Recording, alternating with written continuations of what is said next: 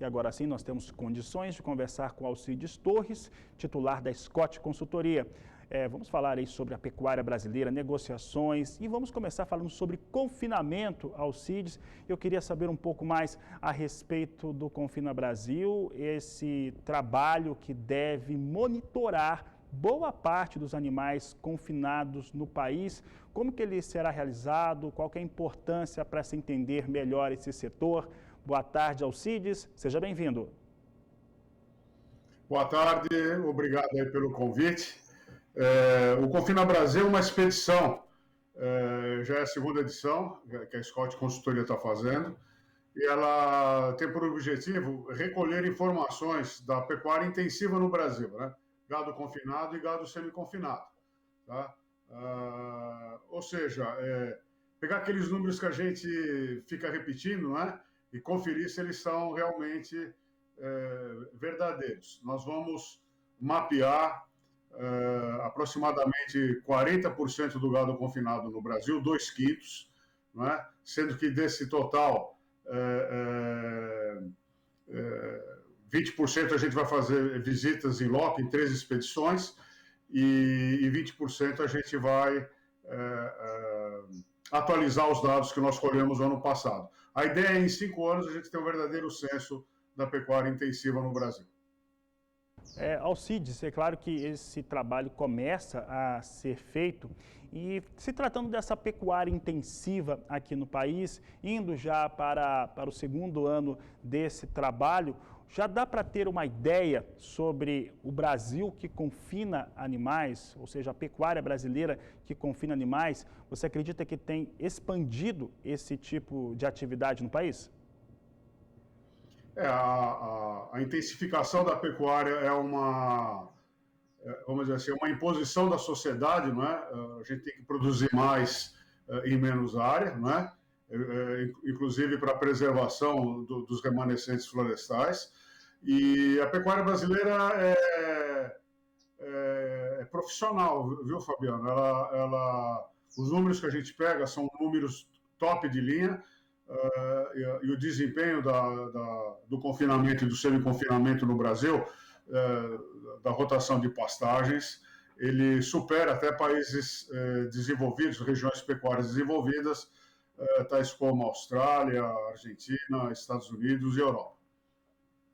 Tá certo, Alcides, e eu quero conversar com você também a respeito das questões ligadas à pecuária brasileira, agora falando um pouco mais de mercado, e eu tenho observado nas últimas semanas, aqui a equipe do Canal do Boi, juntamente com a nossa equipe, que nós temos visto uma firmeza, pode-se dizer assim, na carcaça de bovinos negociadas no Brasil, isso pensando numa média de valores, considerando os principais estados. Como é que vem essa questão no Brasil agora, Alcides, na sua avaliação? Bom, com relação à carcaça, não é? O peso da carcaça brasileira ele tem aumentado, não é? Tanto é que há 30 anos a gente mandava para o abate um boi de 16 arrobas e meia, 16 arrobas, e hoje a gente está mandando para o abate bovinos entre 18 e 20 arrobas, tá? Então, naturalmente, você vai ter uma carcaça mais pesada. Esse também foi um dos resultados do Confina Brasil do ano passado. E se você quiser acompanhar, você vai no www.confinabrasil.com ou no Instagram, @confinabrasil. Agora, com relação a esse aumento de peso, ele também já é uma resposta à adoção de tecnologia, e vem também em função de estímulos econômicos, né? Mesmo porque o animal de reposição subiu de preço e o terminador precisa agregar mais peso à carcaça para fazer frente à elevação da arroba dos bovinos para a reposição.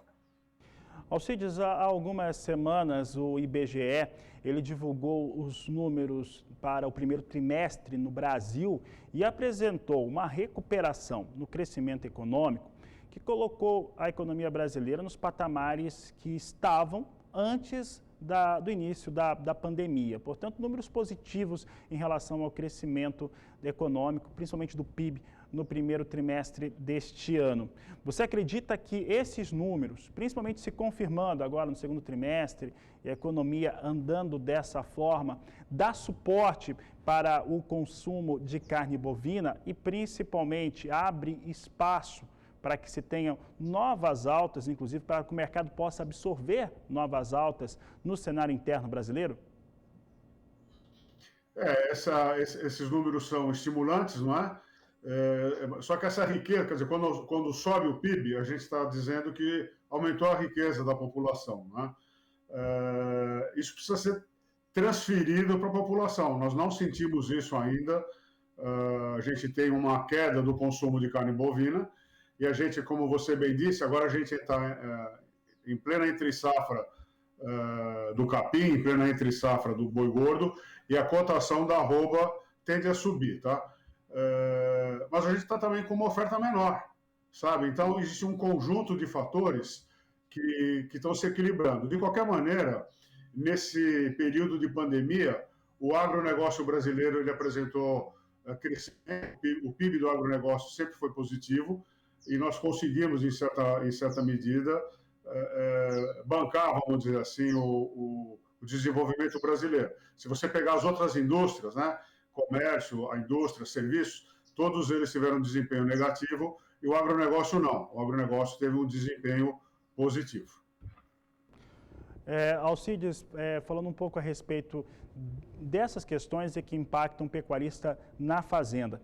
Você citou, né, o preço da reposição, os animais de reposição continuam com valores em alta, inclusive as altas para os animais de reposição são maiores do que aqueles que nós vemos para a arroba ou a estimativa que se tem para a arroba de boi gordo aqui no Brasil. Temos também os outros insumos, que têm um custo menor, mas acabam fechando ali a conta do pecuarista. Mesmo com valores hoje que para alguns são considerados altos, para outros deveria ser mais elevado ainda, nós temos uma questão de margens para o pecuarista que precisa ser vista com muita atenção. Né? Mesmo com o valor de arroba mais alto, está gastando-se muito mais. Como melhorar essas margens, falando de negociação, mas como melhorar essas margens hoje do pecuarista para que elas fiquem ainda melhores? Bom, bem colocado, viu? Os preços estão muito bons, né? Historicamente, a gente tem batido recorde de preço, mas os custos também subiram, tá? A nossa política cambial de manter o real desvalorizado e o dólar valorizado é um estímulo à exportação, e a gente tem exportado bem, né? No que diz respeito ao agronegócio. A gente tem batido recorde de exportação de carne bovina, de carne suína, de soja, milho, enfim. E isso acaba encarecendo. Se de um lado ajuda a exportar, o dólar elevado ele penaliza a importação, né? E tudo que a gente consome no campo. Agora, com relação a então os custos subiram e a margem vem se estreitando. De qualquer forma, a expectativa para esse semestre é de preços altos para a arroba do boi gordo e margem de lucro para o pecuarista. Temos uma mudança no que diz respeito ao confinamento, né? Confinamento de menor porte, os donos desses rebanhos eles estão desistindo de confinar e transferindo as suas boiadas para os boiados, né, para os confinamentos de maior porte, que tem escala de produção e consegue dessa maneira fazer ter o custo mais barato, sabe? Então a gente vive alguns paradoxos, né? A gente tem fazendeiros deixando de confinar e tendo fila nos boitéis para pôr boiada, tá? De qualquer maneira, a gente imagina que a quantidade de cabeças confinadas ao longo desse ano seja semelhante à de 2020, viu, Fabiano? Alcides, falando desse fator, você acabou de falar a respeito da expectativa para o semestre de 2021, segundo semestre, e a expectativa do pecuarista de maneira geral é que se tenham valores bem mais elevados e pelo que nós temos conversado com o cliente do Canal do Boi, com telespectadores do Canal do Boi, há muita dificuldade em relação à pastagem disponível para os animais. A quantidade de animais ela é menor daquilo que está sendo trabalhado para outubro, para novembro, ela é menor e temos a dificuldade também de alimentação, seja por disponibilidade de pastagens, os estados os maiores produtores sofreram bastante com a questão climática, com estiagem, isso trouxe um impacto bastante expressivo sobre as áreas de produção e, claro, os grãos ficaram com preços proibitivos, digamos dessa maneira. Apenas grandes confinamentos conseguiram travar negócios ou têm as suas próprias produções para conseguir converter em carne. Dentro deste cenário, como que você acredita que será a oferta de boi gordo para aqueles meses no qual normalmente vemos as maiores altas e em relação aos preços também, o que deve acontecer com eles naquele momento, Alcides? Olha, você está fazendo perguntas difíceis, viu? Uma das soluções, eu esqueci de acrescentar na resposta anterior, é a adoção de tecnologia, tá? E a tecnologia que dá recurso. A produção sem o uso de conhecimento fica cada vez mais difícil e o mercado está dizendo isso, tá? Então, uma das alternativas para melhorar sua margem econômica uso de tecnologia, evitar desperdício, tá? Nós devemos ter um ano seco esse ano, né? Um ano de deficiência hídrica, está pintando aí racionamento de energia elétrica por falta de geração de energia em função da seca, né? Então o pecuarista, não só o pecuarista, mas a agricultura de maneira geral vai enfrentar um segundo semestre difícil, tá? A solução é reserva de comida para a seca, tá? Então, aquele grupo de produtores que se preveniu, fez reserva de alimento, fez silagem de milho, silagem de capim, fez diferimento de pastagem, se preparou para esse momento difícil, ele vai se sair bem, tá? Agora, os custos subiram mesmo e o nível de oscilação é outro patamar, tá? E isso deve continuar assim até o ano que vem, viu, Fabiano? Esse ciclo de alta deve se estender ao longo de 2001, entrar em 2022 e só arrefecer lá em 2023, sabe? E esse é o desafio. Agora, o que se espera, vamos dizer assim, eu não vejo por onde o grão abaixar de preço, então uma das alternativas é a produção própria de alimentos, né? Feno, silagem, capim de boa qualidade, fertilização do solo, né? Todo um conjunto de tecnologias que fazem que o capim fique perene, tá? Ou seja, é uma resposta muito difícil com várias alternativas, né? Certamente, o que a gente vai ver? Todo aquele pessoal que tem boi em pasto vai buscar socorro em alternativas clássicas, como cana-de-açúcar, picada, capineira, essas coisas todas, porque se confirmado as previsões meteorológicas, nós teremos aí um segundo semestre difícil, viu, Fabiano?